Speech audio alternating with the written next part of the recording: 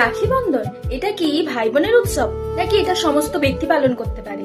রাখি বন্ধন কবে এবং রাখি পরানোর সঠিক সময় বা কি, এই সমস্ত কিছু বিস্তারিত জানতে অবশ্যই ভিডিওটা শেষ পর্যন্ত দেখুন। আর এমন ভিডিও পেতে অবশ্যই ফলো করে আমার পাশে থাকবেন। রাখি বন্ধন প্রথম হয়েছিল ভাদ্র পূর্ণিমার এই পূর্ণ তিথিতে। এই পূর্ণ তিথিতে লক্ষ্মী দেবী প্রথম বলি মহারাজকে রাখি পরিয়েছিলেন। এছাড়াও আরো বলা হয়েছে, ইন্দ্রদেব যখন রাক্ষসদের সাথে লড়াই করতে যাচ্ছিলেন, তখন দেবগুরু বৃহস্পতি তখন একটি সুতা বা একটা রক্ষা কবচ দিয়েছিলেন ইন্দ্রদেবের স্ত্রী সচিমাতাকে। সেই সুতাটা রক্ষা কবচ হিসাবে তার হাতে পরিয়ে দেওয়ার জন্য বলা হয়েছে। এটা থেকে কি জানা গেল?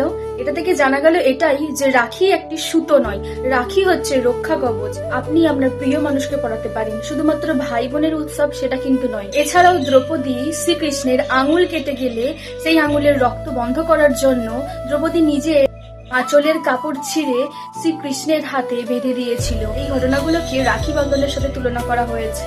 রাখি শুধুমাত্র ভাই বোনেদের জন্য নয়, ভাই বোনকে পড়াতে পারবে, বোন ভাইকে পড়াতে পারবে এবং স্বামী স্ত্রীকে পড়াতে পারবেন, স্ত্রী স্বামীকে পড়াতে পারবেন।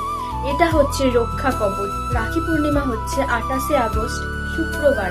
রাখি পরানোর সঠিক সময় হচ্ছে 5টা 18 থেকে 9টা 48। এর মধ্যে রাখি পরানো অতি উত্তম। হরে কৃষ্ণ। কে কে এবছর কাকে কাকে রাখি পরাচ্ছেন অবশ্যই কমেন্ট বক্সে জানিয়ে যাবেন।